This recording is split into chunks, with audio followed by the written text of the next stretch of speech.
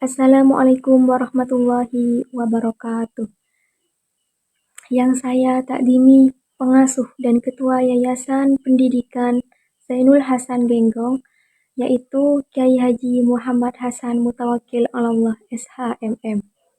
Yang saya hormati Rektor Universitas Islam Zainul Hasan Genggong, yaitu Dr. Abdul Aziz BAMAG. Yang saya hormati dosen pembimbing 1 saya, yaitu Ibu Kustiana Arisanti STHI MPDI, dan dosen pembimbing kedua saya, yaitu Bapak Nur Amin MPD. Serta yang saya cintai dan muliakan kedua orang tua saya yang selalu menyertai langkah saya dengan doa dan juga dukungan. Perkenalkan, nama saya Ika Veronica, mahasiswi Program Studi Pendidikan Agama Islam, Fakultas Tarbiyah.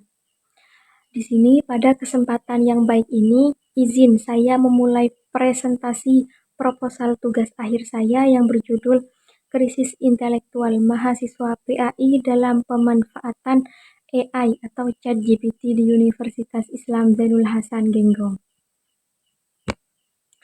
Alasan saya memilih judul ini karena sekarang banyak mahasiswa menggunakan ChatGPT untuk membantu mengerjakan tugas.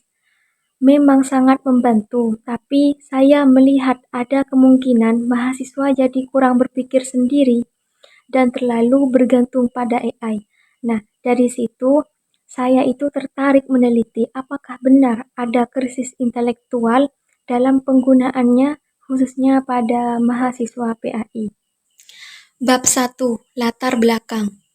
Di sini melatar belakangi perkembangan teknologi digital saat ini sangat pesat. Salah satunya adalah munculnya teknologi AI seperti ChatGPT yang mampu memberikan informasi secara cepat dan juga praktis.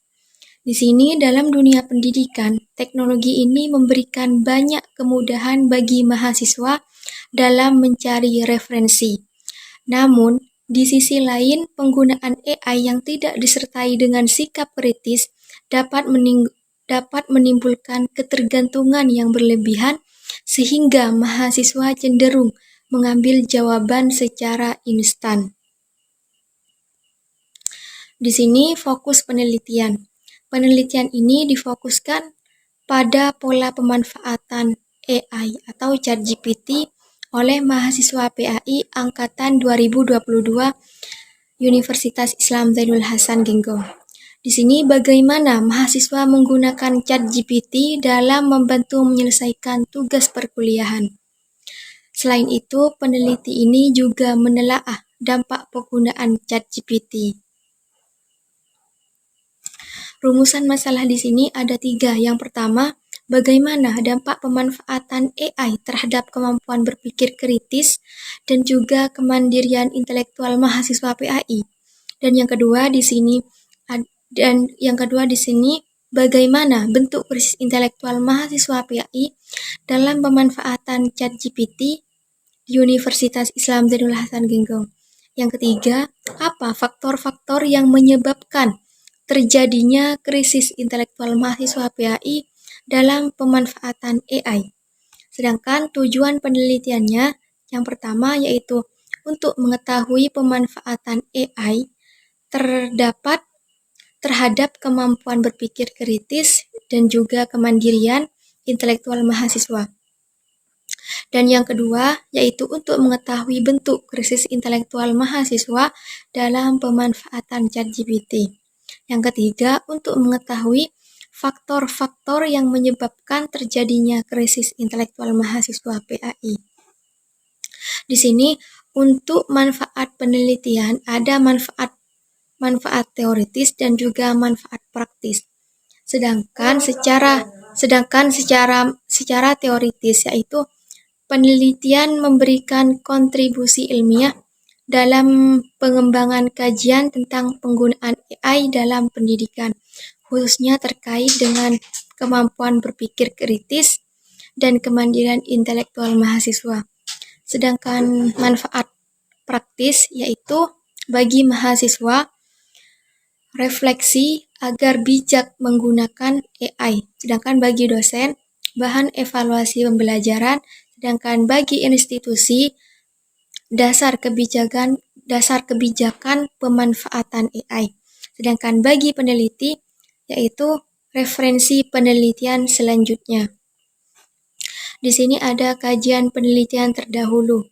Menurut si Roger, ChatGPT itu membantu mahasiswa memahami materi dan juga menyelesaikan tugas.